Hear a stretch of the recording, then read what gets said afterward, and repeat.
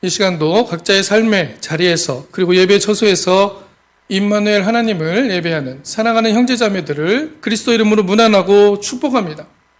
오늘은 성서 본문 이사야서 43장 1절에서 7절의 말씀을 가지고 너는 내 것이다 라는 제목으로 성령의 깨닫게 하심을 간구하며 말씀을 나눠보고자 합니다.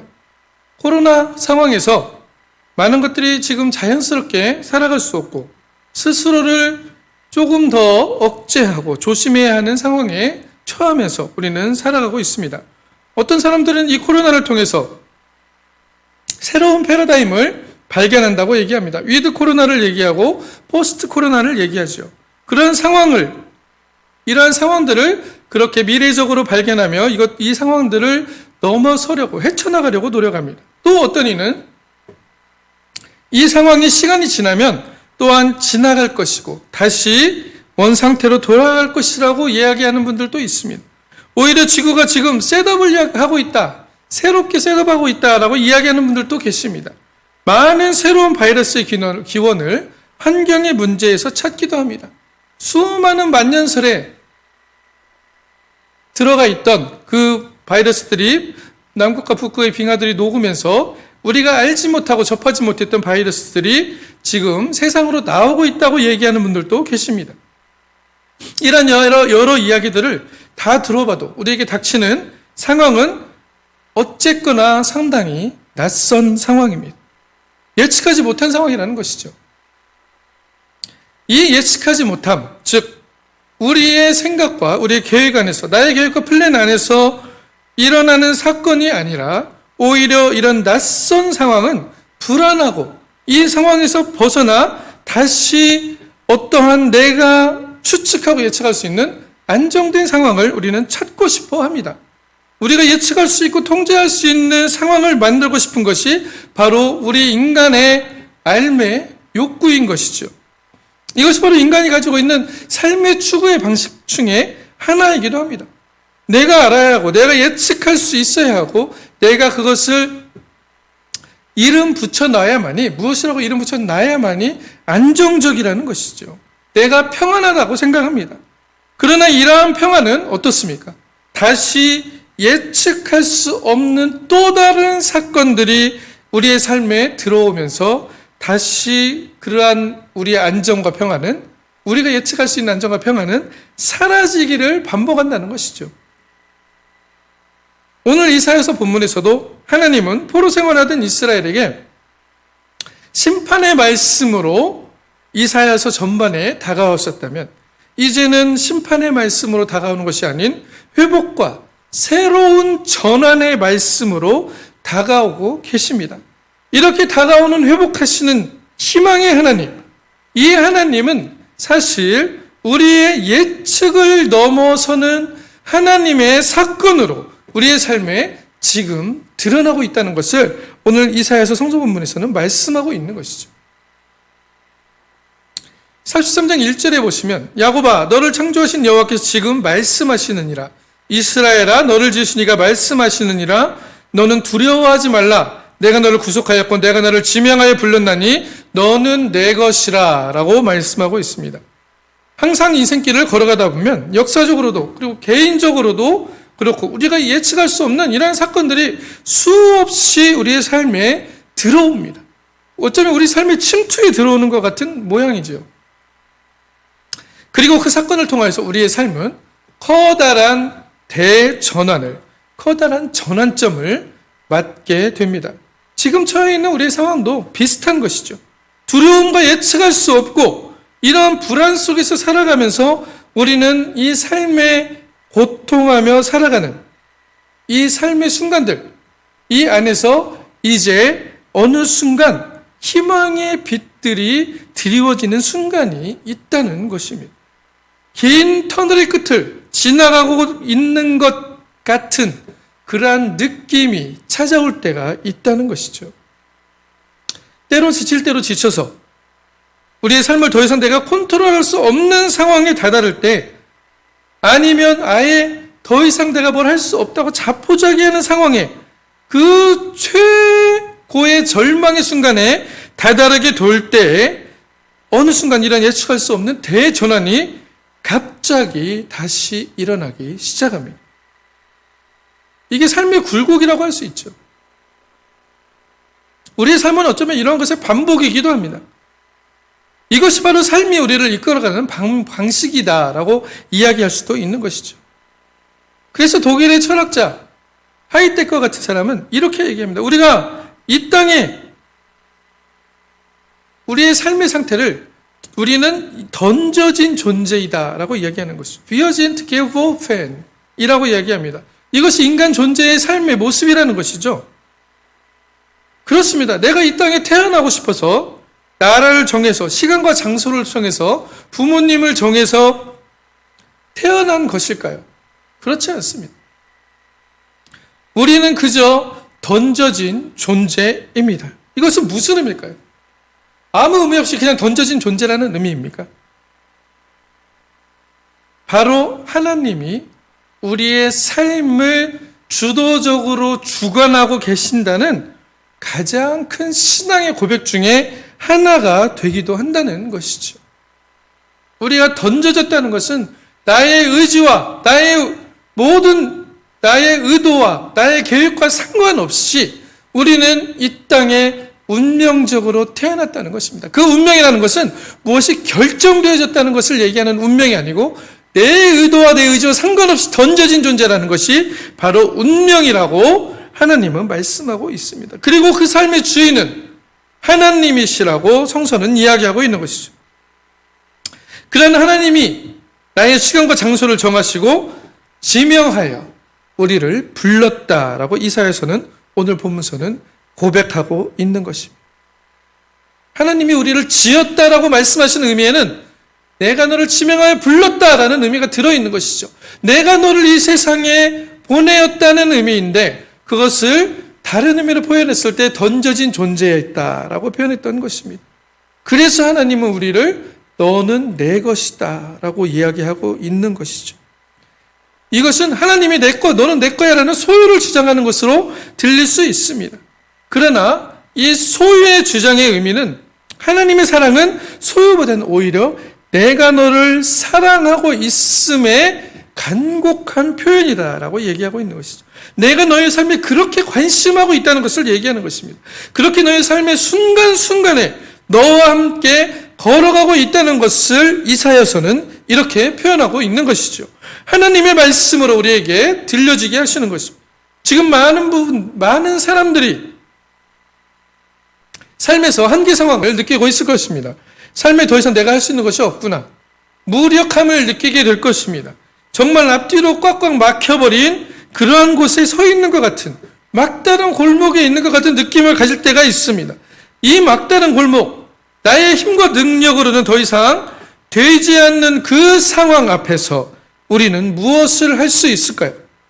내가 할 수 없어 실망하고 좌절하는 것이 바로 우리의 삶의 모습이어야 할 것인가? 라는 질문을 던졌을 때 성서는 그러하지 않다라고 이야기하고 있습니다. 그 근거를 바로 오늘 본문의 말씀처럼 내가 너를 지었고 구속했고 지명해서 불렀기에 너는 내 것이다 라는 것에서 찾고 있는 것입니다. 그렇기 때문에 하나님께서는 우리의 삶을, 우리의 상황이 꽉꽉 막혀버린 것과 같은 상황 앞에서 드디어 하나님의 놀라운 구원의 빛이 우리에게 드리우게 된다는 것을 말씀하고 있습니다. 오늘 본문 43장 2절에 내가 물 가운데로 지날 때에 내가 너와 함께 할 것이라 강을 건널 때에 물이 너를 침몰하지 못할 것이며 내가 불 가운데로 지날 때에 타지도 아니할 것이요 불꽃이 너를 사르지도 못하리니 라고 말씀하고 있습니다. 이건 무슨 말씀입니까? 내가 어디 그냥 불난데 뛰어들어서 거기로 지나가면은 내가 안 죽고 살아날 것이라는 그러한 이야기입니까?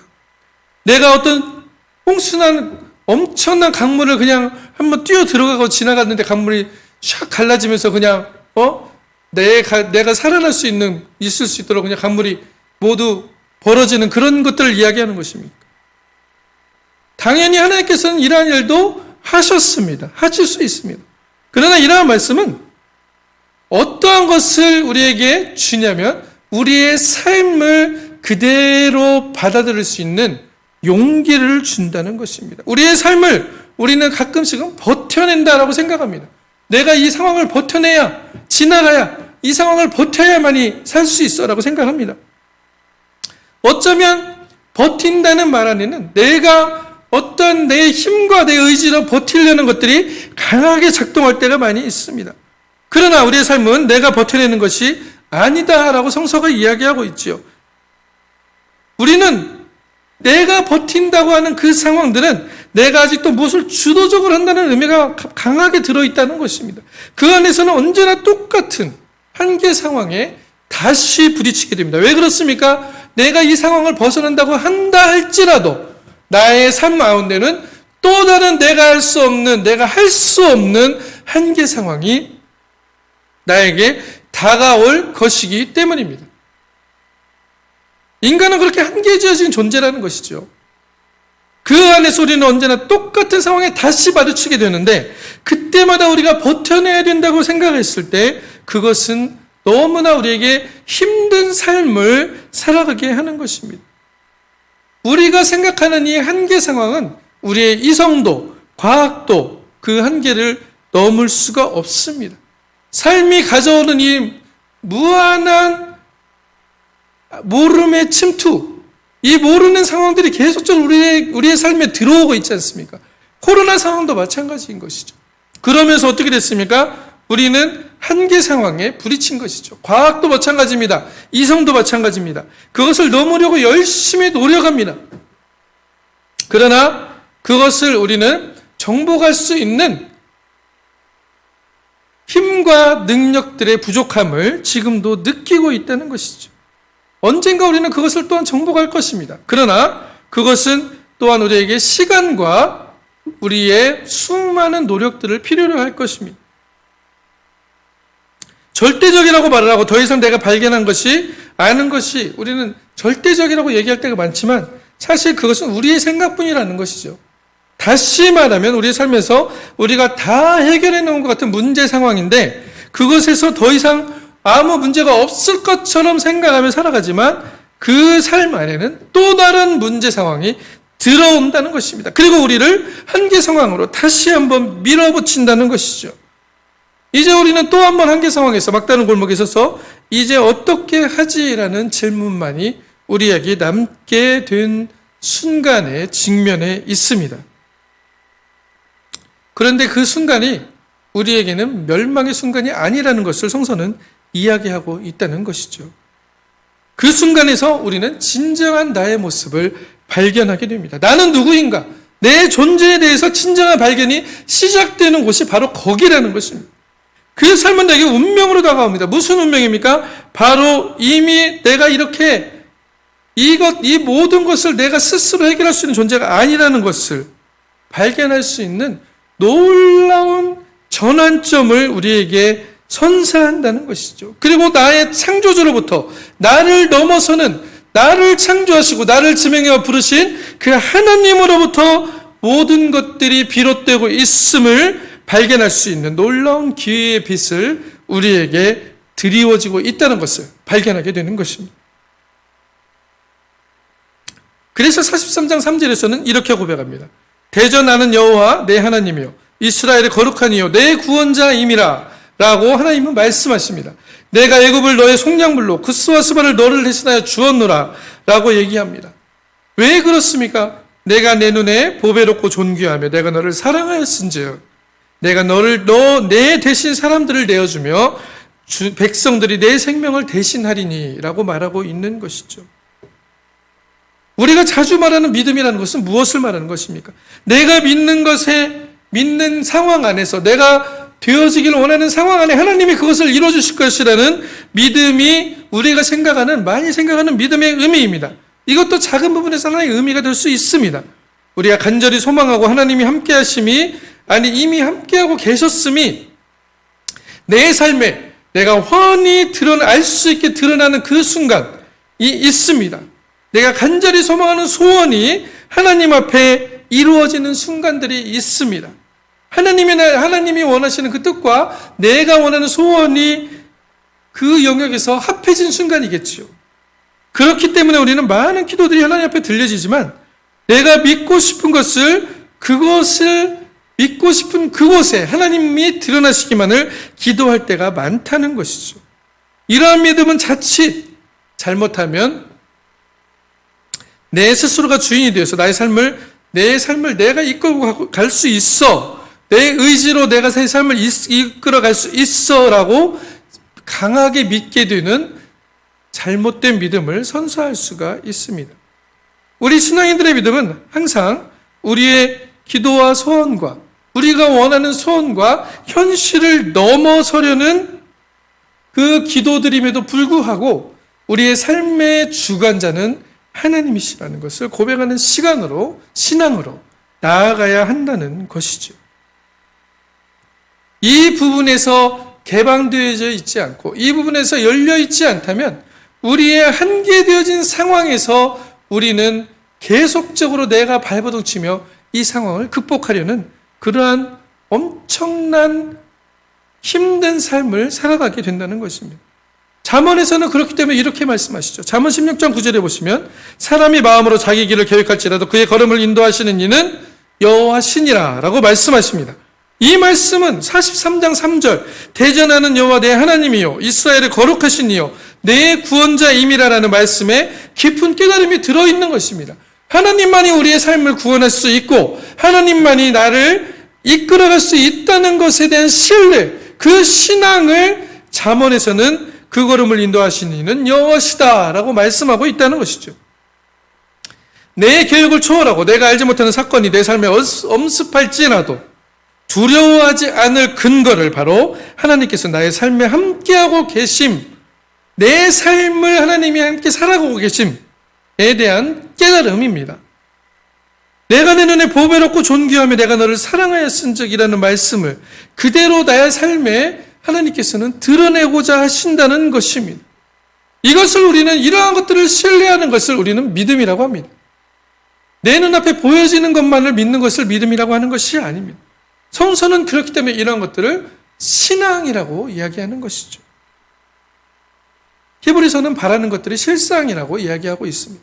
믿음은 이러한 삶이 나의 운명이다라는 명제, 즉 내가 삶을 이끌어가는 것이 아니라 하나님이 내 삶을 이끌어 가신다는 놀라운 깨달음을 그대로 삶에 신천하는 것입니다.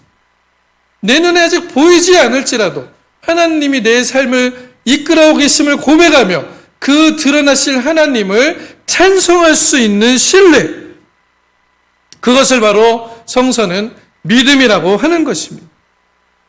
이것은 어떠한 상황에서도 하나님이 나를 사랑하시고 보배롭고 존귀하고 나를 창조하셨고 나를 지명하여 부르셨음을 신뢰하는 것입니다.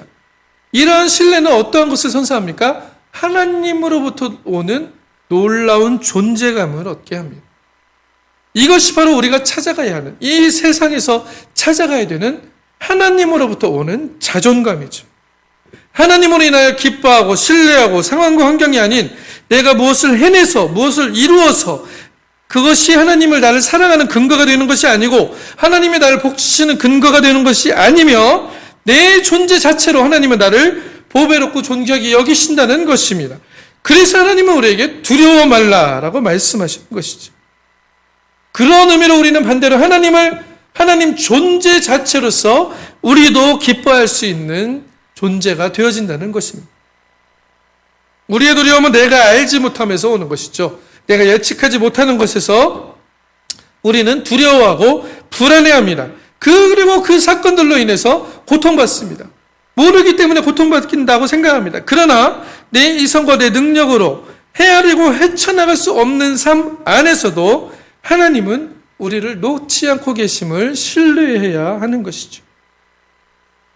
이 사실을 우리는 신뢰하는 것입니다. 이 사실을 신뢰하시기를 바랍니다. 우리를 눈동자같이 지키시고 머리카락까지도 세시고 계시는 하나님이라고 성서는 증거하고 있죠. 내가 너를 지명하여 불렀나니 너는 내 것이다 라고 말씀하시는 그 하나님이 오늘 우리의 삶 가운데 함께 숨쉬고 계십니다.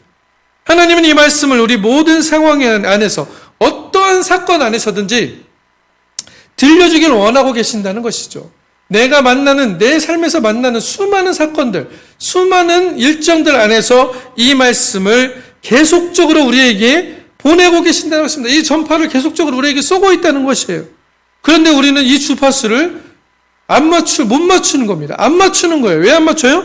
내가 뭔가 해보려고 하기 때문에.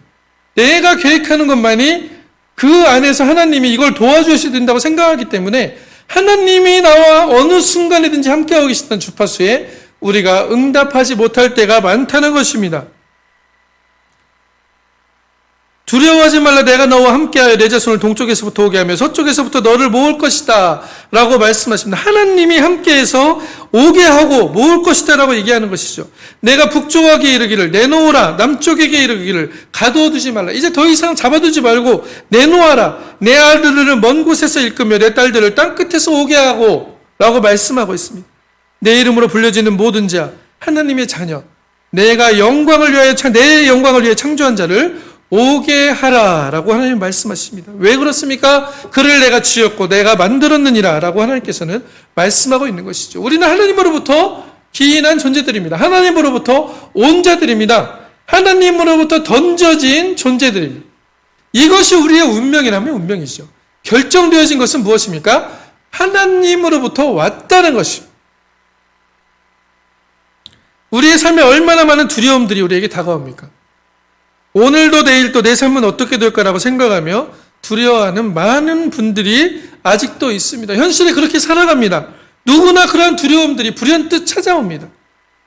지금 나에게 벌어진 사건과 상황들에 좌절하며 실망하며 삶을 포기하고 싶기도 합니다. 너무나 어렵고 고통스럽습니다.